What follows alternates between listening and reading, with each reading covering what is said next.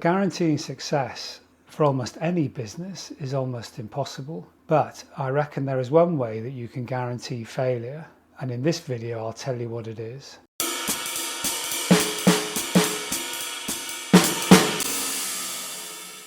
So you're looking to start up your one-person business and you're fueled with a load of enthusiasm and you have an idea of what the business might do and you're all ready to go. Can I just ask that you take half a step back and just look at things in a slightly different way? And let's conduct a sort of thought experiment about this. So a bit of background. I've started several businesses. Some of them have failed, some of them have done reasonably well. And I couldn't work out what the theme was for the ones which failed. And it bothered me until I actually found the common thread. And the way I'd like to explain this is using the Japanese idea called Ikigai, but I've slightly changed it because I think in this world you need to be right down in amongst the practicalities. So my Ikigai is slightly less vague than the full Japanese version. But by all means look up Ikigai and you'll find that it shows that there are 4 headings which they believe you must have in order to be successful. So what I did was I took the 4 Ikigai circles and I looked at them and looked at what their relevance was to what we were talking about here. And I decided that for the purposes of this and for the purposes of my exercise and how I perceived the world, I wanted to refine this down until it got into one set of pragmatic rules.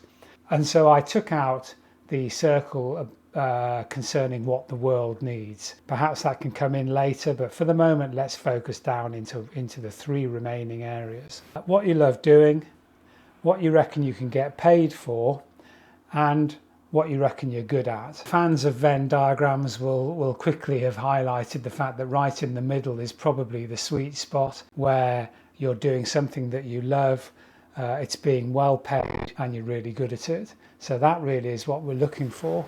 What I would like to do is look at the relative importance of those 3 different items, and I'd like to give you a bit of background as to how I've looked at this using myself as an example. So when I started out first, I started out training to be an accountant. It was an eye-opening experience for me because it made me realize that what I really didn't want to do was to be looking at numbers all day. And I understand that accountants don't look at numbers all day, of course they don't, but they tend to be the record keepers of businesses. They tend to have a good appreciation of the business, but maybe they're not the prime decision makers. I hated it with a passion. I just couldn't do it. So if you look at the Ikigai situation, I actually didn't love doing it and I wasn't very good at it. And actually when I first started out, I wasn't being paid that much either. So it failed on all counts. So I moved into a role where basically I was in an administrative role. And this one was more akin to what I like doing. It involved a lot of people. I was managing a large office, and so you could say that it was reasonably paid. So it ticked things that I'd get paid for and things I was quite good at. I think it ticked those 2 boxes.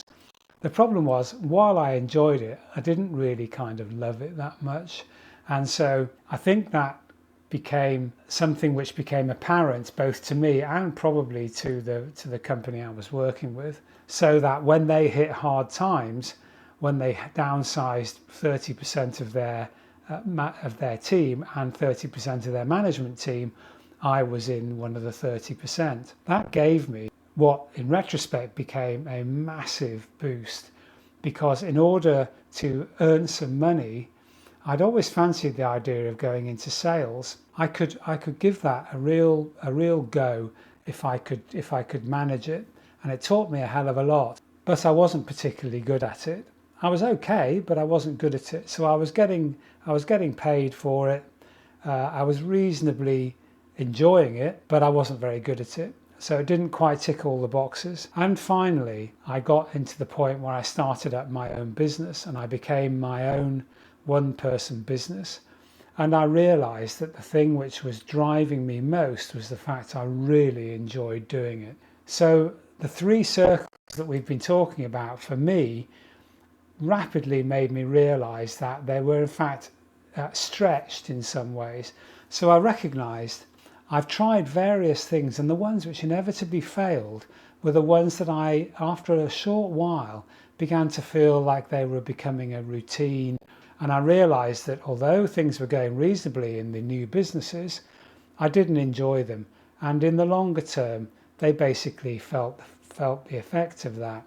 And I stopped them. So if you look at my adjusted 3 circles, it would look something like this. And I believe, coming back to our original question, what must you have in order to avoid guaranteeing failure? If you remember, that was the wording we had. The one thing which you can't afford not to have is enjoying and loving the business and feeling passionate about it. If you've got that, I reckon you can get the other things going after a while.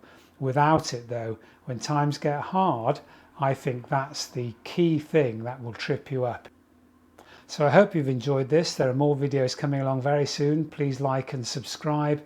You'll find much more of this coming along in the next few months.